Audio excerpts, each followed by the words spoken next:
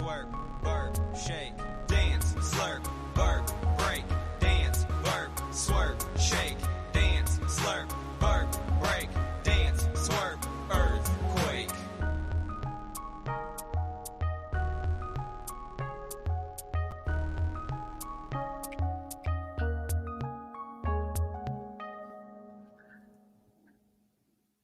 That's a good jam.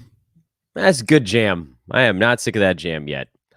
I am, however, actually sick again because this is my existence forever. Forever. So, I get it. Like, you guys listening to this podcast, you're probably thinking Dan is legitimately always sick. I think a lot of it has to do with the fact that I started this show basically the moment we had our first kid. So, like 7 years ago, started a podcast. We weren't really doing it. It wasn't every day. I think right before he was born, it was like 2 months after that we started doing this show every day. And I didn't get sick when he was an infant because we weren't taking him out that many places. Although those were simpler times. He was an infant in late 2016, early 2017. We used to take Asher in his little carrying deal to like bars and restaurants and pubs and what have you for things that other people our age were doing. And he just sleep through the din. Loved the crowd noise. He loved the crowd noise. Sleep through it. I wasn't sick then. As soon as that kid started preschool, when he turned 2, it's like 2 and 2 months. So that would have been January of 2019. So 5 straight years now, I've basically just been sick. Outside of the, half a year where nobody went anywhere during COVID. So yeah, I'm sick literally all the time. But it's because I started this godforsaken podcast right when I was sliding into, hey, get ready for sickness all the time. Now, in Asher's defense, he's in first grade now. He doesn't get sick all the time. He's gotten sick like 3 times since August or September or something like that. But of course, he has a younger brother who's literally boogering on everything. I try to talk about poop and boogers at least once per fantasy basketball episode. That's the rule around here at Fantasy NBA Today, which is, by the way, the name of the show. I'm Dan Besbris, talking poops and boogers, as usual. At Dan Besbris over on social media. I don't do that much a poo and booger talk over on social. Maybe I should. I also put a trivia question out on Twitter about 7 minutes ago, and I said I would give the answer here on the podcast before I did it on social. See if anybody would come listen to the show instead of just sitting over on Twitter waiting for it. The trivia question was, for those of you that want to play along, what unheralded center with a Yahoo preseason ADP of exactly 100 has, as of last week, moved into the 3rd round in 9 category leagues, thanks to posting a second-round value. Or I'm adding a little bit here because it didn't fit on Twitter. Thanks to posting second-round value over the previous month. That was the question. ADP, preseason ADP of 100, exactly, 100 on the nose. And he's now a 3rd rounder. You guys know who it is? A couple of people got it right on Twitter so far. I'll give you some of the wrong guesses. We want to play the game where we circle around it. Jared Allen was guessed. That's a very good guess, but his ADP was not 100. He was going earlier than that. Allen was going closer to 50, 60 range, but he is a 3rd round value on the year. So you got that half of it right if you guessed Jared Allen, but you didn't get the ADP part right. Brooke Lopez is incorrect because he also is a 3rd rounder. He's ranked number 29. Jared Allen, by the way, is number 36 on the year. But much like Allen, he was not a preseason ADP of 100. He was a little bit earlier than that. Not by a ton, but by enough to disqualify him from this one. What was Brooke Lopez's preseason ADP? Brolo was about 70, 75 range. So who could it be? Şengün was a guess. His ADP was way earlier than that. So no, that one's not going to do it. I think his ADP might have been, well, ADP doesn't tell the entire story because you sort of line it up. He was technically going 48th if you actually did it by if you did it numerically, his ADP was technically 57, but he was going 48th if you line the players up. So that's one of those weird areas of incongruity. Other incorrect options. Who's thrown out another? Jonas Valanciunas, not a bad guess. He's fallen off a little bit lately, though. JV is now number 61. But he did have an ADP, I believe, outside the top 100. Or if not outside of it, then pretty close to outside of it. Let me see if I can track down JV's average draft slot. He was number 97. That's a pretty good guess, but he's fallen off lately, so it's not JV either. The correct guess, VKJ, you got it in the chat room. Daniel Gafford. Daniel Gafford. It's funny that very few people are thinking about him, too. Daniel Gafford is now number 33 in 9Cat in 26.2 minutes per game. 11 points, 8 boards, a steal, 2 blocks, 70% actually from the field. That's crazy. 72% at the line, so he's not hurting you very much there. 1.5 assists, only 1 turnover. Daniel Gafford, ladies and gentlemen, thanks to the magic of 9Cat, where turnovers matter and percentages matter and blocks and steals matter. Daniel Gafford is ranked right in between Jalen Brunson and Jimmy Butler. This is the wildness of the value of different categories and how they factor into a player's rank. Daniel Gafford. I have him in a few spots. He was a member of the Old Man Squad, so that's a good little footnote on all of that. But there's your show opening trivia. I'll try to do that more often. I think that was fun, actually. A little show opening trivia. It gets us right into the fantasy side of things, and it's a little game to get everybody kind of warmed up for the week here on Monday, and maybe warmed up for the day, depending on how we're feeling on other shows. I want to apologize in advance as we now sort of segue into the actual part of the show. There may be a sniffle or two on this one. My kids did indeed give me their cold. It's not too bad. I can function just fine. I'm powering through, but it has hurt my voice and it's hurt my sinuses a little bit. But, you know, where there's a will, there's a way. You know, I went on a stretch where I didn't miss a show for like 2.5 straight years. So little kid crud isn't going to knock me off of this one. Welcome, everybody, by the way. A lot of people joining us live here right out of the chute. That's super awesome. This is Fantasy NBA Today. I'm Dan Vespris. Again, thanks so much for joining us. You can, I think I mentioned this before, social at Dan Vespris. SportsEthos.com is the website. Ethos Fantasy BK is the Twitter feed for our news feed at Sports Ethos. Take a moment, please, here at the beginning of the show to like the episode if you're watching on YouTube. Subscribe no matter how you're taking in the content. Leave a review, preferably 5 stars if you're watching or listening rather on iTunes or Spotify or something like that. And if you flip through to the show description, no matter how you're taking in the pod, we've got a link to our Discord where some of my tweet storms are now going. Some of them you'll be able to find in our free Discord. Some of them may end up behind a paywall down the line. But right now, they're in the free Discord and on Twitter. You can also find our trade deadline live show link in the show description. That's now up to 557 pre-likes. I did not think that we'd get there this fast because we still have a week and a half before the deadline. So now I want to try to get to 750 pre-likes. So please find that link in the show description. Head on over there. I'm going to throw it in the chat room for those that can see the chat room. I don't know which of you are in that particular position. But that's the link to the trade deadline live show. Please throw a thumbs up on that and subscribe to YouTube while you're there. Okie dokie. For those uninitiated, this is our Monday episode, which is basically a weekend review where we go through all 30 teams, or really anybody that played Friday, Saturday, or Sunday, which is generally everybody in the NBA, but sometimes once in a blue moon, you'll have like a 28 or 29 game slate. We had some big injuries over the weekend. We'll cover those. As we work our way through the games, we'll talk about which players maybe sort of moved up or down my trade deadline stash board. Just a lot to go over, and we're going to get into that right now. We'll start on Sunday. We'll work our way backwards. Detroit, a 16-point win over the Oklahoma City Thunder. Cade was resting this ball game, but don't do the thing where it's like, look, they're better without him. No, they're not better without him. But in Detroit's defense, they have won 3 of their last 10 ball games. Yay, Pistons. They're no longer like laughably far behind everybody else in the NBA. They're only 2.5 games behind the Wizards for the second worst record in the NBA. There was a thing on the Pistons, and I don't mean to get too far down a side road here, where I think when they were on that, like, whatever it was, 21, 22 game losing streak, where I think their season win total got bumped all the way down to like 6.5.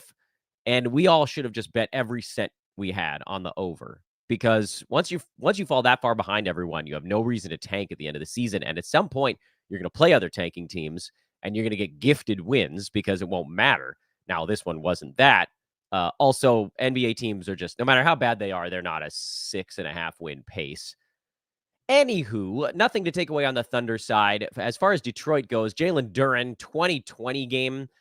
His season has been good. He's number 70 in 9-cat, but it could be a lot better. The ankle stuff definitely slowed him down. You've seen the defensive stats kind of take a hit since he's been working through that. But I mean, I said in the beginning of the year, I thought Duren would compete for the rebounding title this season. And as harebrained as that may be, because he's not catching Sabonis or Gobert, he's not that far behind. He's 5th in the NBA in boards per ball game at 11.9. Sabonis leads the league at 12.6.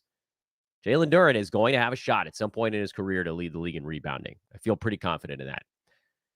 Alec Burks is a nice fill-in anytime that Cade Cunningham has to sit. Jaden Ivey, this is the prime example of why he's a points league guy and not a 9-cat guy. And he's definitely not going to be a 9-cat guy when Cade is back. Maybe still a points league guy. But 19, 8, and 6 with 3 3-pointers, you're like, all right, now we're cooking. And then you realize he went 7 for 20 from the field, 2 for 5 at the free throw line. Whoops. Isaiah Stewart also turned an ankle in this ball game. Unclear if he'll miss any time.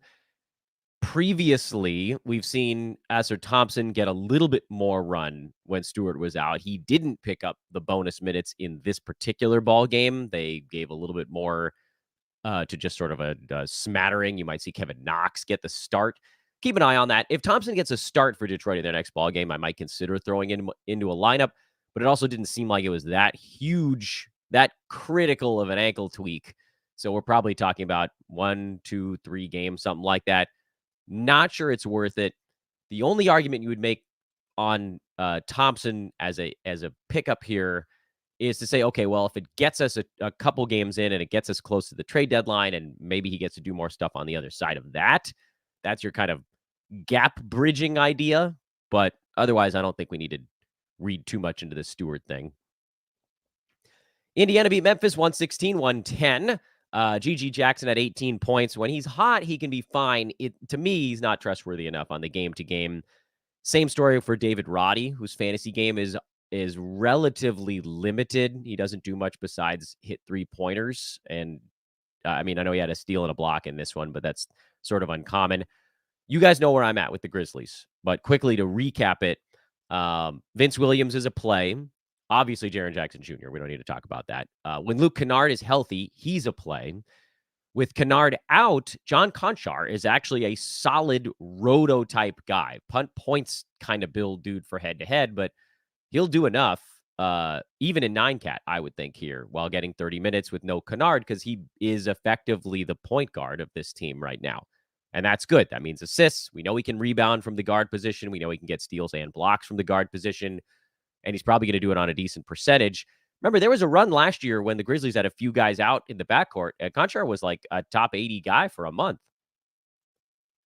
And then Santi Aldama, who I remain, let's say, cautiously bullish on. He got 28 minutes again here. He didn't get the steals or blocks, and he shot just 4 for 11, which is going to be a thing that jumps out. But he hits threes. He can rebound. He often gets some assists, not in this ball game. There's that roundedness. He can get all the counting categories: points, threes, boards, assists, steals, and blocks. We just need the percentages to not be a total train wreck. Will they or won't they? That I don't know yet. If he's near last year's numbers, percentages, then Santi will have value. And if he's more like what he's done so far this year in percentages, he won't be a 9-cat value. That's the cutoff line. We had our once every week and a half Benedict Mathurin game. Don't read too much into that. Jalen Smith filled in for Miles Turner. If that happens again, we know what to do. Aaron Nesmith is very much a safe hold. Andrew Nemhard has had a couple good ball games in a row, much to my surprise, actually, because typically he's just some points and some assists, but he got some threes in this one, made his free throws, got a steal. I mean, yes, playing against the Grizzlies is helpful, but, and this is good news for the Pacers, Tyrese Halliburton is expected to make his return for Indiana's next ball game, so you can probably not worry about the Nemhard thing. Also, no TJ McConnell, so Nemhard played I think he was like 3 seconds off the team high in minutes in this one. That's just not a thing that would have happened if McConnell was around as well. He still would have gotten the lion's share, but it would have been more like 28, 29 instead of 37. But you don't even worry about it. I don't know why we're talking about it. Halliburton's coming back. Buddy Hield might be the most difficult hold in the NBA right now, but you need to hold because he's starting. And Rick Carlisle is not going to stick with the guy if they're dog due. And in this game, Hield was dog due and Mathurin was better. So he went to Benedict. He went to Benny. But Hield is the better shooting guard fantasy-wise. Atlanta took everything in their arsenal to squeeze by the vaunted 16-30 Toronto Raptors. This is my tongue in my cheek. Jordan Nwora had 24 points for Toronto. Watch list, because it's really not clear what might be about to happen for Toronto. Grady Dick should be watch listed. Jonte Porter should be watch listed, although I think Jakob Poeltl will be back, provided they don't move him. Bruce Brown got a start in this ball game. No RJ Barrett and no Emmanuel Quickley, so things are all over the map. Okay, so let's pause for a second on Toronto before we get into like the nitty-gritty of each individual player. And frankly, I don't even know that we need to. It is important to point out that 2 of the top 3 usage guys on the team were gone for this game. So yeah, Schroeder got to do more. Grady Dick, Gary Trent Jr., Jordan Nwora, Bruce Brown, Jonte Porter, all these guys got to shoot way more because Quickley and Barrett, those 2 dudes, weren't there. So you don't want to read too much into this game. The thing you want to read into with Toronto is what direction are they going at the trade deadline? We've already seen them move Siakam. Does anybody else get moved? We know Bruce Brown is a candidate to get shuttled onto another team. Would they move Dennis Schroeder, who, is he really part of a rebuild plan? Is it a full rebuild? What is the actual direction? Is this going to be like a partial rebuild or is this a full teardown? Because if it's a full teardown, Poeltl could be on the move, and Trent could be on the move, and Schroeder could be on the move, and Brown could be on the move. And then you got to figure out who the hell that leaves behind. We don't know right now. Is it going to be the Grady Dick show down the stretch? You don't really want to say Dick show in a row on a podcast, but you kind of have no choice. Call him Grady D, but that doesn't help all that much. Is it going to be a Jordan Nwora show? I don't think you need to pick up these guys, including Gary Trent, who I think is, he's like 7th out of 8 names. I'm probably up to 9 names now. He's like 8th out of 9 names on the trade deadline stash candidate board for me. So very close to the bottom. But you saw it here. I mean, if he gets a dozen shots, he can be interesting fantasy-wise. But you don't need to stash these dudes. The only reason you're picking up these guys is if you think Quickley and Barrett miss another ball game, which, I mean, IQ's missed a couple, so you never know. No DeJounte Murray with what they're calling a hamstring. Wink, wink, nod, nod. I'm sure it's a devastating hamstring injury that's keeping DeJounte out for Atlanta. Apparently, there's some stuff that's floating around on Twitter that he's been very irritated with the way the team is being run. And we know he's on the block. And this just might be them saying, enough's enough. Like, you're getting traded. We're not going to risk you turning an ankle and blowing this up for us. We're going to get as much value as we can, even if it's not nearly what we spent to get you. Which, I mean, who couldn't have predicted that bringing in another feature guard alongside Trae Young wouldn't work out all that great? In any event, the good news here is that with DeJounte out and, Trae back, there was sort of this flip-flop of usage that it didn't get chewed up with Trae Young returning, I think, whatever, is 1 game back. Not for this one. Trae's been back for a couple ball games. But it meant that all that extra usage was still floating around in the other player pool. So Sadiq Bey got 18 shots, and Jalen Johnson got 17 shots. Trae Young, 24. Bogdanovich, 11. Clint Capella got a dozen shots. Okongwu, only 7. Womp, womp. But, and again, Atlanta's another team where you're like, I don't really know what direction this team is going. Because if they move Murray, and the rumors are all out there that they don't want to take D'Angelo Russell back, they'd want to shuttle him onto a third team. That sounds like a club that wants to go into more of a rebuild. But is Trae Young on board with sort of a semi-rebuild? They've obviously got something special in Jalen Johnson as a young player, but you could move Sadiq Bey, you could move Clint Capella, you could probably move Bogdanovich. Like, I don't know, where are the studs from a building standpoint, not like a who's hot standpoint. If you were going to tear this thing down to the studs, which players are those? Who are you building around? Trae and Jalen Johnson and Okongwu? Is that the 3? I don't know. And so again, that makes it a very difficult spot to say, oh, here's a possible stash guy. But if you had to take a stab at it, you'd say Okongwu was probably someone that they'd hold on to. DeAndre Hunter, who's hurt, I'm guessing would be difficult to move. So that's a guy they would probably hold on to. Jalen Johnson feels like the very safe yes. He's a guy they definitely want to build around. So would I stash DeAndre Hunter? Maybe. Yeah, I mean, if we keep hearing that he's like getting kind of close to coming back and then nothing for like a week after that. I don't know when the hell he's going to play, and he can't stay healthy, which is another big problem. But it does feel like if they move Murray, which feels almost inevitable at this point, and if they move even one more guy, then Hunter probably has value after that. Phoenix, it's a Devin Booker show right now, but it's not enough. Booker's moved all the way up to number 13 thanks to one of the biggest weeks in fantasy in years, honestly. But his team keeps losing, so something's going to have to change a little bit. Kevin Durant, a couple of softer games here. He's moved back down to number 9. No biggie. You're not changing anything with Phoenix just because Booker is taking all of the shots. Grayson, I mean, you start the starters basically when Nurk is healthy. Now, Nurk was out for this ball game. Drew Eubanks started at 4 points, 8 boards, 3 assists, a steal, and a block, which, I mean, yeah, that's like kind of what you'd expect if he's a fill-in start. I don't know that he's a guarantee to get 29 minutes every game that Nurk is out, so I'd probably pass on Eubanks. But if you're feeling desperate, he's probably a 100 to 150 range fill-in center while Nurk is out. Markelle Fultz had a nice 5-steal game yesterday, and 7 out of 10 shooting. I still don't think that Fultz is a top 100 guy the rest of the year.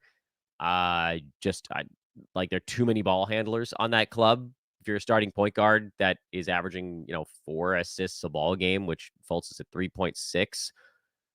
That sort of wipes out the reason that we were like, oh, well, you should, if you're a starting point guard in the NBA, you should be on a fantasy roster. Yes, but only if you're actually getting point guard kind of stats. And for Fultz, steals does kind of fit into that. And it's nice to have a point guard who can be good at field goal percent, but no threes, not a good free throw shooter, not that many assists, probably not all that much scoring. The Magic are a damn hard team to figure out. Franz Wagner is a 9-cat play. Paolo Banchero is definitely more of a points league play. He's number 184 in 9-cat because of field goal and free throw percent. And then Wendell Carter Jr., who you guys know I don't really like his fantasy game, but of the centers, he's the one that probably belongs on rosters. But then you saw Mo Wagner get hot in this ball game. Wagner was in lineups that went plus 20, and so they got extra run. Which, I mean, that can happen every once in a while. This is not me saying to add Mo Wagner. This is me just saying if you're big time into Wendell Carter Jr., I'm not with you on that train. And then Jalen Suggs is really the guy that I've kind of gone back and forth with this team. This is a better ball game for him, but Suggs had been bad for like a solid 5 or 6 weeks. He's fallen outside the top 115 after sitting near 70 for a long time. The steals is going to be the category that gets him back. So 2 steals and a block in this one. That's good. Is it the start of something? I don't know. But I am willing, because we've seen it. He did it when he had some energy. If the energy kind of kicks back into high gear for Suggs, then he's a guy you're definitely going to want. This is one of those ones where I want to toe the line, but as a fantasy podcast host, you sort of aren't allowed to toe the line. So I'm probably not getting back in on Suggs yet. I'm probably a game away. If he can do another good one, then I'll probably dive back in. Chicago, no Patrick Williams on top of the no Zach LaVine, who also kind of feels like he's out to the trade deadline. We'll see. But with no P. Willie, Io got into the starting lineup. 11-5-3 with 3 blocks. That was a bit unusual. But if Io's starting, you can start him. And for the Bulls right now, this starting 5 is a nice way to probably get all 5 dudes with fantasy value. Now, Kobe White came through with a classic points league over 9-cat kind of line. But listen, like he'll be fine. Kobe White will be fine. His numbers on the year are always going to surprise people. He's number 90 on the season. People are like, really? He's that low? Yeah, because field goal percent has been a big drag, and he doesn't get defensive stats. And so you kind of have to think about these things in 9-cat. But he'll be fine. DeMar will be fine. Vooch is fine. Drummond had one of his sort of once every once in a while explosion games. Caruso, I still like a lot. You guys know I'm a big fan of Caruso. Where is he now? 69 in 9-cat. Nice. Anyway, Patrick Williams, when he comes back, I'm not. Yeah, I don't think I start him in Roto. Could probably go head to head there because he's just close enough. But honestly, I'm happier this way because Io has a better, more translatable fantasy game. So that means you can start him. Portland side, Malcolm Brogdon is a go as long as Shaden Sharp or Jeremy Grant or Anthony Simons is out. When one of those guys is out, Brogdon gets that usage, and he uses it better than these other guys. It's nice to see DeAndre Ayton have a couple of good ball games in a row. Simons, cold. Grant, decent. Scoot, still learning. Jabari Walker, and I don't know why everybody gets so mad at me when I say that I think he really needs one guy out of his way to still get to that fantasy mark. And someone on Twitter was just like, he's already a play. I'm like, well, I get it. He's had a decent stretch here of points and rebounds, but that points and rebounds doth not a fantasy line make. He's averaging 10 and 9 over the last 3 weeks, but on 44% shooting from the field, 72 at the free throw line, 0.8 combined defensive stats. And that's got him outside the top 200. This is Jabari Walker we're talking about. If in a long shot, Jeremy Grant gets traded, which I don't think is happening, then I think you can look at Jabari Walker, and then I'd be on board. But I don't think we're there. I don't think we're there yet. Let's turn the clock back to Saturday, go through some of these teams. There's Daniel Gafford, winner of our trivia question today. Pretty amazing what he's done this year. Inside the top 35. That's a beautiful thing right there. That's a beautiful thing. The fun for Tyus Jones may shortly be running out. We're about 10 days away from him likely being on another team and not getting to do all this fun stuff, which is a shame. And that's kind of what we knew was going to happen. He was always going to be either a shutdown or a trade risk. I was high on him because I thought he'd have an outstanding first 4 months of the season, and he basically has. He's inside the top 60. When the Wizards have competitive ball games, he's been better than that. He's like, 115 in blowouts and top 40 in competitive games. But it's quite conceivable that his run is coming to an end. This was a nice one because they got to play the Pistons, which meant that basically everybody had fantasy value. And I don't know that we need to talk much more about the Wizards. Keep playing Avdia. He's been good enough. I know his numbers were lower in this one. Koulibaly is a guy where I've said it before. I'll just repeat myself quickly here. I think he needs both Tyus Jones and a high usage guy out of the way because he can get the minutes, as we saw in this one. He played 31 minutes, but he took only 7 shots. So he'll get you some rebounds. He'll get you some steals. I need him to score a little bit. I need a little bit more than that. And that means someone's got to get out of the way that shoots. We shall see. We talked Pistons already, so we can slide on past them to Miami, who lost again. But at least Jimmy Butler looked a little bit more like himself. Butler's been a second rounder since coming back from his last injury, which I think is basically what we were hoping for. The issue is that he had such a long stretch where he was not playing well. But Jimmy's up to number 34 on the season now. Remember 2 weeks ago, he was number 49. Yeah, it doesn't take much. A few good games. Steals are up to 1.2 after another 3-steal game here. If he gets a couple more of those, he'll be a second rounder. I get it. He's never going to hit the marker because he's only played in 31 games. And this is why these guys are roto-only type players. Now, Kawhi, who I've called a roto-only kind of guy because of the games cap situation, he's playing games this year. So he's working out in all formats, but that doesn't mean it was incorrect to say go for him in games cap. I think it would have been fine to avoid Kawhi in head-to-head leagues. Yeah, you're missing out on a win, but it would have been nerve-wracking to pick a guy who you thought would probably sit a bunch of ball games. It's not nerve-wracking on the roto side. And Jimmy Butler, yeah, he's been a pain in the butt in all formats, but all of a sudden now he's playing better. And if you're in a roto games cap lead and you took him, late third round or something like that, per game, he's basically even with his ADP now. Maybe like 4 slots behind it? He's like 2 good games from being ahead of his ADP on a per game basis. Guys, I get it. Like, it's been frustrating, but it hasn't been that overwhelming. Anywho, you're not playing anybody on Miami outside of the 4 key guys. Jaime Jaquez Jr. is worth keeping an eye on, though. They love him. If his minutes ramp back up to 30 or thereabouts, 28, 29, I think that would put him back on rosters. And if you want to pick him up now and just hope that it happens, I'm okay with that. Big news of the weekend. Julius Randle, dislocated shoulder. The early imaging, we got a report from Woj and Shams this morning. The early imaging suggests that it's not the worst possible outcome for Randle, that it's, slightly dislocated or whatever. I don't know what the terminology would be for that. But they're hoping back in a few weeks instead of a few months. So that's really much better for people who have Randle in fantasy, which means you kind of have to sit on him. But it's also really good for the Knicks, who've been playing their damn butts off lately. Holy crap, they won 6 games in a row. Knicks are a game back of the Sixers for the 3 seed in the East.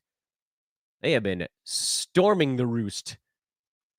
In the meantime, with Randle likely to miss time, however long we don't know, I expect Isaiah Hartenstein, who is getting reacclimated, he'll ramp back up to his big role, so that'll be good. Dante DiVincenzo only played 20 minutes in this one. They may not have really a choice but to play him in the mid to high 20s, and he was already a guy that we liked because of his per-game numbers. I was souring on DiVincenzo because his percentages were starting to weigh a little bit, but I think you got to hold there. Anunoby's going to do more. Brunson's going to do more. The 2 names you guys I know are most curious about, and I saved them for the end of this discussion, is Precious Achiuwa and Josh Hart. Hart, in my eyes, is a must-add, must-play in all formats. They're going to need his toughness to counter what they lose with Randle. The rebounding, the defense, all that stuff is going to have to be Josh Hart. And they can't go Precious Achiuwa because he's very bad on offense. And there's just only so much you can remove offensively before your team doesn't have enough to compete on that end. It can't just be Jalen Brunson taking 30 shots. And not that Josh Hart is like super skilled on offense, but he's better than Precious Achiuwa by a number of levels. Is Achiuwa going to get to play more? Absolutely. No question, because the Knicks don't have the depth they had a month ago. And now it's going to get tested a little bit. If you want rebounds and a steal, you can pick up Achiuwa. I don't think he's going to be a top 100 play in 9-cat because we've seen over the years he has these big deficiencies in his fantasy game. Josh Hart, in my eyes, is almost like a guaranteed top 75 in 9-cat while Julius Randle's out, with the possibility to go harder than that. Because not only is he going to be basically guaranteed the minutes, which throughout his career, if Hart got 30 minutes, he ends up usually playing himself into an injury. So let's hope that that can be staved off. But we're talking about a shooting guard that can probably average 7 rebounds a game in starters minutes. And he's going to get 3-4 assists because they'll have no choice but to do a lot of ball movement. He gets steals, he gets threes, does it on pretty good field goal percent. Not a great foul shooter, doesn't take that many. But he's going to get shots now because Randle's, high teens in shots are coming out of the pool. And yes, a lot of that's going to go to Brunson, but there's only so much that one man can do by himself. So Josh Hart, instead of 7 shots a game, 8, 9, 10, something like that, it's actually a big difference. So Josh Hart, must add, must play. And then Achua. Philly sat everybody in Denver. You can just wipe this game right off the board because those dudes will probably be back for the next one. There was no Tobias Harris, no Tyrese Maxey, no Joel Embiid. I don't think there's another game the rest of the year where they rest all three of those guys, at least not until maybe like the last half week of basketball. Now, if they do, should this ever come up again, Paul Reed was amazing. Kelly Oubre was great. Patrick Beverley was great. Even Marcus Morris was actually somewhat useful. Of those guys, if this all happened again, I think Reed, Oubre, and Beverley are the ones that you could probably trust. Certainly Reed and Oubre. And then Pat Bev is kind of your like, is he going to drive angry that day? We hope so. I got nothing to say about the Nuggets. They're just the same thing every night. Usually it ends well for them. Houston. This game was kind of a weird one. Still no Jabari Smith Jr. So Jeff Green got the start, but basically got run off the floor. So they went heavier on Cam Whitmore, who had a really nice ball game, actually, 19-9 with 3 threes and 29 bench minutes. I get it. I like Cam Whitmore probably more so on the keeper or dynasty side because, in my eyes, as soon as Jabari Smith Jr. comes back, that job goes back to him. And then Houston is still waiting on the nebulous return of Tari Eason. And in my eyes, there just sort of aren't enough minutes to go around. This game was, and we haven't seen that much of it this year, but this game was another one where Şengün got played off the court. A few games like this have happened recently. His 9-cat number has dropped back to number 53 or after he had moved into the early 40s. And it's reason for concern. Now, typically, he's so good on offense, we're talking Şengün, that they'll sort of take the bad with the good. But when they're down Jabari Smith Jr. and Tari Eason and they don't have the defensive horses around Alperen to minimize what he is unable to do on defense, you can see why they've had to sort of try different things. I wouldn't be worried about it long term, but it is something that's happening here in the short term, and you have to sort of pay some attention to it. Jalen Green has had 2 or 3 pretty good ball games in a row. I'm inclined to just say dude got a little bit of his confidence back. He's probably due for a little heater. This is a sell moment. If you've been sitting on him the whole year, you shouldn't have been because I yelled at you guys over and over again not to draft him. But heaven forbid, maybe somebody joined our podcast, our Sports Ethos Fantasy NBA Today circle of friends in like December, and they had already been told foolishly to go draft Jalen Green. This would be your moment to try to unload. You may not have another.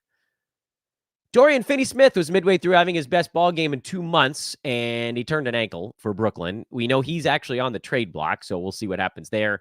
Royce O'Neal's on the block. Spencer Dinwiddie's on the block. It sounds like the 2 Cams and Mikal Bridges and Claxton are not, but who knows? Bridges continues to be better.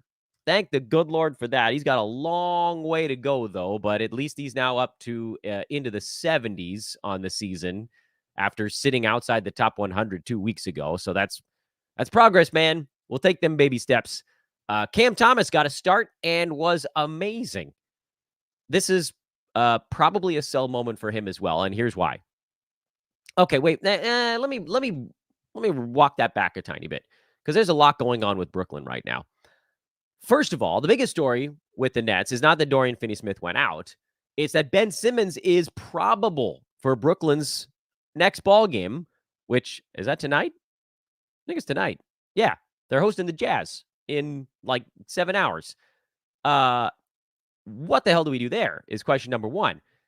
So you're picking him up because you have to, but you're picking up Ben Simmons understanding, and I've said it on this pod, I've gone on the record, I'll say it again, I'm not going to try to back down from this, that I don't know that he plays more than 5 games the rest of this year.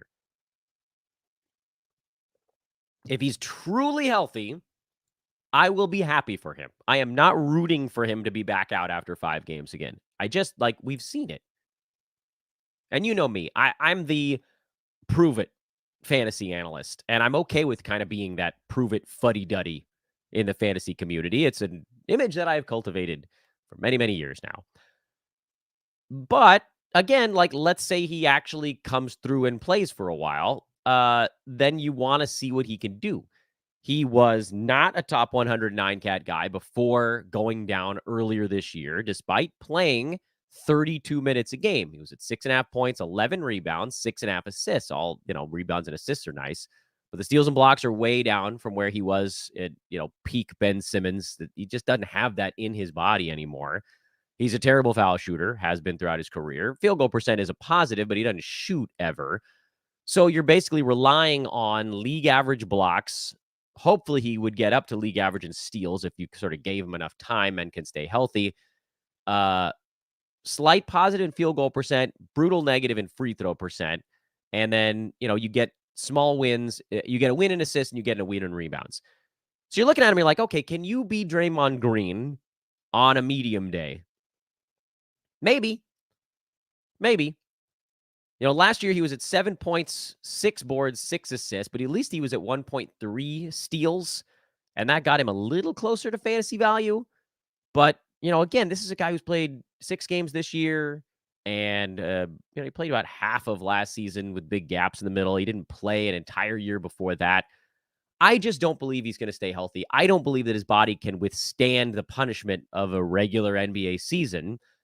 So even if he comes out there and goes for 7, 10, and 7, and even if he gets the steals and blocks up, try to think about Ben Simmons as a short-term ad in your mind. Say, look, I'm expecting this guy to play for me for like a week.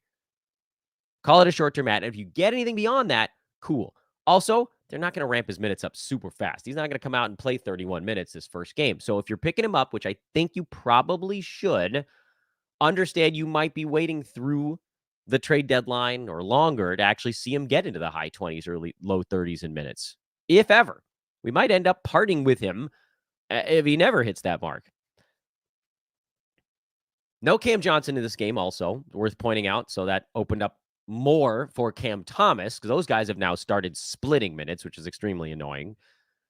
So let's say Simmons and Johnson both come back. Cam Johnson had been trending down for a long time. I think you have to hold to see what happens at the trade deadline, more so than what I think is actually going to happen here in the short term. It seems in my eyes like Cam Johnson is going to get 25 minutes and he's not going to be inside the top 100 between now and February 8th. But again, that's only 10 days away.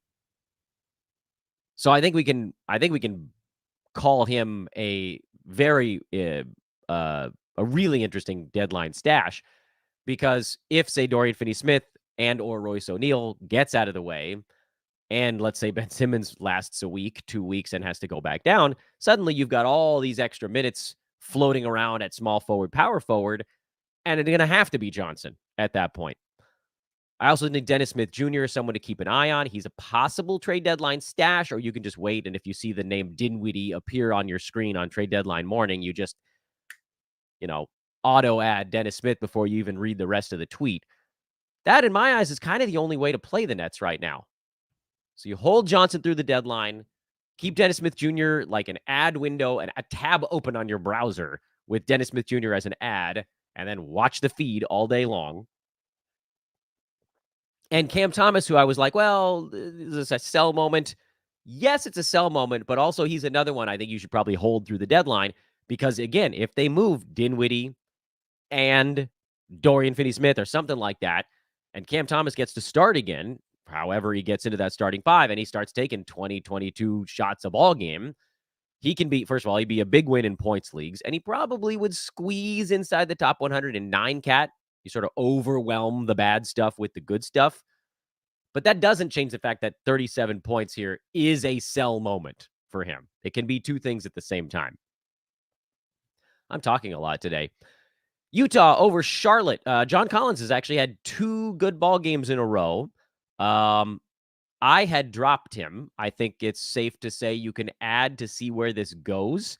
I also think that the competition played a pretty sizable role here, because we've seen Collins' minutes have basically sat around 24, 25 for the Jazz lately, but he got more in this ballgame. He was playing well. He was playing confident. He was taking shots and making them. And we've seen that Coach Hardy is going to go with a hot hand. And he was a hot hand here. So stream John Collins. I think he probably goes in the stream while warm bucket for me because he's warm right now. And then when his minutes, if they taper back off to 24, which maybe they don't, but I'm going to guess that they will, then you could potentially move on. But again, if there's one thing that I'm trying to be better at, it's riding hot hands. For a long time on this podcast, I didn't bother riding the hot hand because I was like, well, it's going to cool off. So what's the point? Well, the point is, if you can squeeze something out of a guy, even if you don't know a finite end date, because I always liked it better when it was like, oh, well, this is a pickup because somebody's hurt. So I know the finite end date. The playing while warm is more like kind of playing the stock market where like you have some indicators. Mind me, I should check my stocks today. You have some indicators of when a stock is going up and when it's going down. You can kind of like get a feel for what they do. Like, oh, Apple stock is one that I've kept an eye on. Oh, it's bounced between like 175 and 190 for the last, I don't know, almost year. So, if it goes down, you buy it. If it goes up, you can sell it and you can kind of ride those little waves. And that's kind of what a lot of these stream while warm guys are. But every once in a while, you buy at the wrong time, you sell at the wrong time. It's a little more complicated, but it's not impossible. And so that's where I need to be. And I'm trying to be better for all of you guys to be more willing to say, dive in on this hot guy, even if we know it's not going to last forever. And even if we don't know the exact time that it's over. Jordan Clarkson being another one. He's now cooled off over the last couple of ball games after his insanely hot run. This is more of the, okay, he's on the way down. When he gets towards the bottom and you start to see him loop back up out of it, then you could play a hot hand again. That's okay. LaMelo Ball sat this one out for Charlotte. I think he's questionable. What's the latest on LaMelo? I haven't seen his update this morning. I think he's questionable. And in any event, it doesn't sound like it's a super long-term thing. That's the important part. Ish Smith started and had 0 points and 12 assists. No, you're not adding Ish Smith. And no, you're not streaming Cody Martin. Yes, you're holding on to Brandon Miller, specifically because his role is only going to grow post-trade deadline. Nick Richards stream, Miles Bridges. Everybody's like, what can I sell him for? And it's like, well, most people know he's on the block. But, honestly, if you could get like a top 60 guy back, I think for Bridges, you should do it. And then PJ Washington, when LaMelo comes back, PJ gets hurt because he needs these shots. He needs to be a guy who can go take shots. But look, Rozier got traded. That opened up some shots for PJ. And if Miles Bridges gets moved, that opens up some more. So I think PJ is another guy where it's like, look, you can call it a hot hand situation, but he's also a guy that if he's not moved, and he could be, by the way, Washington is not a guarantee to stay there. He's a guy that should be moving into more value in Charlotte. So make sure PJ Washington is rostered right now. He's not a trade deadline stash because he's playable anyway, but he is kind of a trade deadline possible winner. And maybe that would have made him a buy guy, but you can't buy after a 43.7 3-pointer game, can you? I have no thoughts on the Clippers. I've expressed them a million times. I don't. Russell Westbrook has been generally the winner with Ivica Zubac out, but he wasn't good here. And we know Russ has his massive 9-cat struggles, so you cannot really convince me to get in on the Russell Westbrook thing. No, I don't care about Daniel Tice having a big ball game. No, I don't care about Mason Plumlee being a little bit better in the last two. You're just playing Harden, Kawhi, and PG on the Clippers right now. You can play Zubac when he comes back. For Boston, they were bad. Jaylen Brown was bad. Jason Tatum was not very good. Derek White was terrible. Al Horford was filling in for Porzingis, and he was bad. I mean, really, nobody dodged a bullet in this game. Al Horford I think Boston has a back-to-back coming up, so he'll rest one of them, and if Porzingis rests the other one, then you guys know what to do there, but I don't really have anything else on the Celtics. They got spanked. As did the Pelicans. Fortunately, JV kind of survived this one. Larry Nance is somehow putting up fantasy value in like 18 to 20 minutes a ball game. I don't really know how he's doing it. And I remain, frankly, somewhat nervous that 20 minutes isn't enough. But we also know that Larry Nance has an insanely translatable fantasy game. rebounds, threes, steals, some blocks, good both percentages often. Like his body can't take 28 minutes a ball game. We've seen that now for about 4 years in a row. But if he could just get up to like 23, I'd feel more comfortable with it. I'm still going to say add Nance after a 17-minute 10-5 performance. I think he can be a top 100 guy in 20 minutes a ball game. But again, I get it. It's sort of a low-end center, and so if that's not your jam, fine. And he doesn't really have a great path to more because nobody's getting moved out of his way on this team unless JV gets hurt or if Zion needs some time off or whatever. This is what it is. But it's okay. It's actually just barely enough, as is the story with Herb Jones. He's just barely enough. Normally, he has a big ball game when Trey Murphy is resting. This one, again, they got destroyed, so very few players had big ball games. Herb is, top 100 when the team is healthy. Nance is top 100 when the team is healthy. Trey Murphy is probably just outside of that mark. Obviously, he's in a cold snap right now.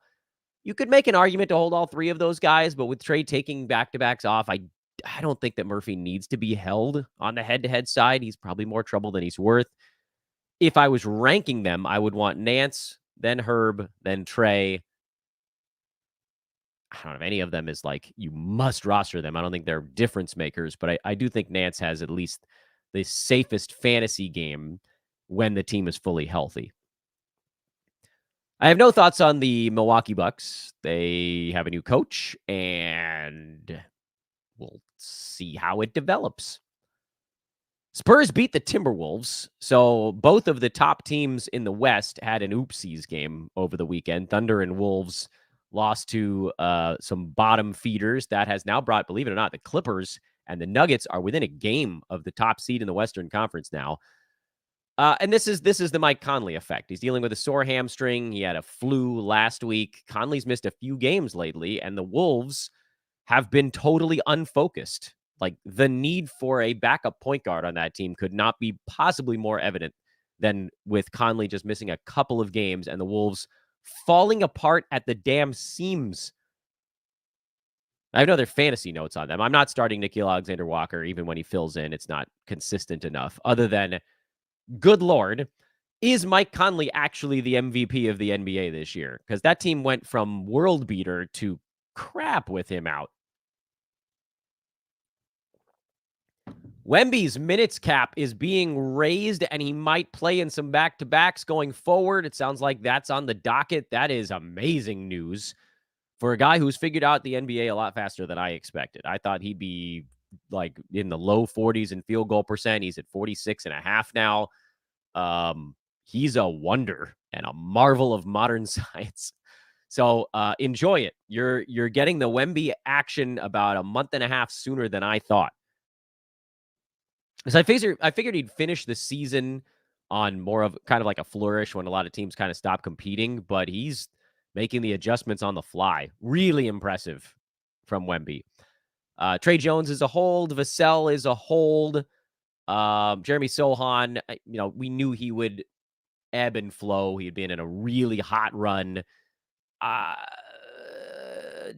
Is this a stream while warm? That's probably the best descriptor, because I still don't think his percentages are just going to magically all get better. They are certainly better in this setup, with Trey Jones at point, and Vassell and Wemby alongside. He's getting better looks. He doesn't have to set other people up in the same way. He can be more aggressive, looking for his own better shots. And from a reality standpoint, and maybe that's sort of, again, I get a little bit unfair. I get so tied up in the fantasy side. Someone's not a bad reality basketball player, or he won't be. He's still young. And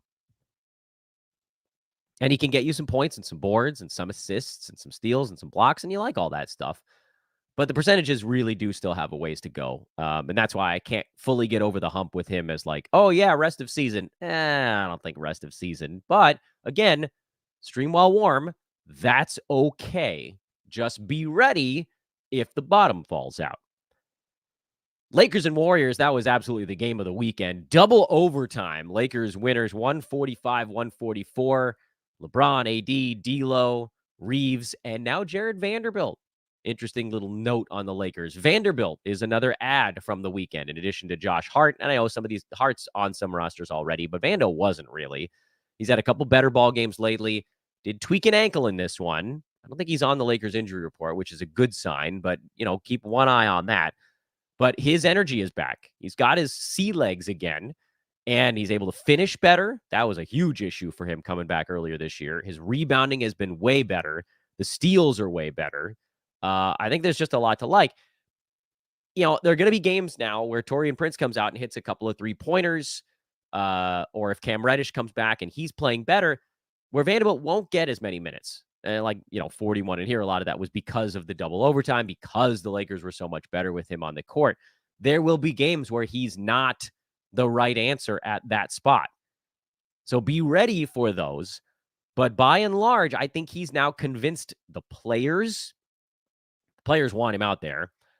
And it seems like he's now convinced the coaches that he's fast enough and healthy enough that he's going to kind of get not necessarily a start, but kind of first crack at those minutes, even if he's coming off the bench. So I think you can add Vanderbilt.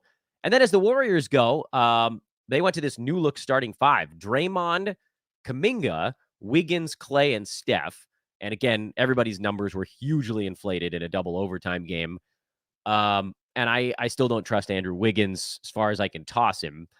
But I think you probably need to make sure that all five of those guys are rostered right now, because what if Wiggins just magically wakes up? And he got dropped in a lot of places because he was horrible for most of the season. He's available in like half of the leagues that I'm in. I think you kind of need to give him a roster spot, even if it's just for one game. Even if he comes back out against Philly tomorrow and poops the bed and you drop him again, if Andrew Wiggins starts to play like Wiggins from the last 2 years, that's a top 100 guy or better. But look, he's been at 12 points, 4 boards, and 1.5 assists this season, and his head isn't in the game, and his field goal percent is down 4% from the last 3 years. And his threes are back down from 2.5 to 1, and his free throw percent is still not good, which it's been his whole damn career. And his steals are crazy. He's at 0.4 steals. There's a guy that averages 1 as a starter. What if some of that stuff starts to come back? What if you start to get a look at like old man, like the previous version of Wiggins? So throw him onto your roster for one day. That's all I'm asking you. Kuminga's really hot right now, and they're giving him as much as he can handle, so he should be on rosters. And I admit I was slow to get on board on the Roto side. I did say as soon as he started playing more, get him for head-to-head. Don't worry about the percentages immediately. Let's see what happens. Roto, I was very skeptical, and I still remain a bit skeptical because he doesn't get defensive stats and he doesn't shoot the free throw well. But they're giving him all he can handle, so that's a reason to explore it. That said, nobody else on this team needs to be on a roster right now. They've gone so heavy into the starters. Sacramento beat Dallas. Kevin Huerter is playable right now. So, have him, get him in lineups. Harrison Barnes is very hot right now. I don't really trust him. As far as I can toss him, we've seen enough Harrison Barnes over the years to know, he's focused right now. So that's a big deal. If you want to play the stream while warm game on Barnes and Huerter, I'm fine with that. I think Huerter, his path is just easier because he hits more three-pointers than Barnes does. He tends to assist more than Barnes does. Harrison, his value is usually mostly just in points and free throw percent. Now he's been on a crazy run lately, but we've got to think the bottom is about to fall out there. I just don't know exactly when. And then because of those guys playing better, Malik Monk is going through a little bit of a dry spell. If I'm ranking these guys, I probably prefer to have Monk over Huerter over Barnes. I think Monk is a guy that should remain on rosters. I think Huerter's a guy that should be on rosters right now, and I'm totally fine with you completely ignoring the Harrison Barnes heater if you want. As far as Dallas goes, there was no Kyrie again, who, remember, jammed his thumb like a week ago and said, I'm fine, and now he's out for, what has he missed, 4 games already, and he's already been ruled out for tonight. Duty, I say to that. No, you're not adding Grant Williams after a 7 3-pointer game. He might actually be on a little hot run, so you may miss another good one. But, I think I'd rather miss a good one than play him for a total tank game. Luka, obviously, he's going to have to do everything with no Kyrie. Tim Hardaway Jr. is streamable when either Luka or Kyrie is out. We've talked about that. Derek Lively is your guy at center. I would love to see the Mavericks make a move for a center, someone to have there while they're developing Lively. But as long as that's not happening, you continue to play Lively. And I'm not worried about guys like Josh Green or Jaden Hardy or Dante Exum or Derek Jones Jr. because, and I've said this for a while, I don't think. Now, listen, if they come back while Kyrie is out, then maybe you could explore it. But once this team gets healthy, I don't think anybody besides Luka, Kyrie, and Lively at that point would actually have fantasy value. Did anybody not play Saturday or Sunday? I don't remember. Let's do that old game. I think the Cavs, I believe, were the only team that didn't play over the weekend. Yeah, that sounds right. All right, let's go to Friday. Let's look at Cleveland's last ball game. Did they even play on Friday? I know they played on Friday. Why am I not seeing it? I got to get my eyes checked. Am I looking at, I'm looking at the wrong Friday. Ha ha. Thank you, everybody. Thank you. Watch Dan struggle. And there's the Cavs. So not a ton of thoughts on Cleveland. Karis LeVert should be playable with Garland out, who they keep saying he's getting closer, and then we're not hearing anything about it. So I would play LeVert. Strus is playable again. It looks like he's maybe starting to wiggle his way out of a funk. His shooting wasn't as good in this ball game, but the rebounds, the assists, the steals were back there, and the 35 minutes, that's the important thing. And then obviously Jared Allen and Donovan Mitchell have been amazing.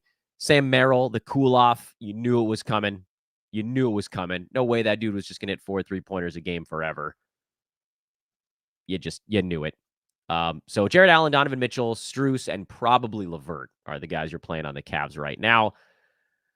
Whoo, man alive. And that was a very long and intense weekend review. Quickly on the week ahead. And I forgot to get the graphic ready here. So what I'm going to try to do is on the fly. Where's the zoom button? There's the zoom button. On the fly, we're going to share the Sports Ethos premium stream board. So if you're watching the video, you'll get a little treat here. Just quickly so that you guys can kind of see what the week looks like. First of all, you can check out the great Derek Ball and his work with the week ahead over on sportsethos.com. And then there's a sort of accompaniment thread on Twitter. But this is what the premium stream board looks like. It's got all the games lined up. And that way you can kind of see visually how to stack guys. So Boston, you can see it here. Boston has a back-to-back today. The Lakers have a back-to-back today, tomorrow. The Knicks have a back-to-back. Philly has a back-to-back today, tomorrow. Utah has a back-to-back today, tomorrow. So there's a lot of choices. Today could, however, be an overload day. So check on that in terms of sort of game planning your week out. Today is, what is that, a dozen games today? I think there's 12 today, 5 on Tuesday. Wednesday is 10. So that one's bordering on overload, just 4 on Thursday. 10 again on Friday. This is a big back and forth kind of week. So make sure that you've got, you check your calendar to make sure whatever streaming moves you're making are not putting your team into a spot where you're like adding a player on a day where you're already full.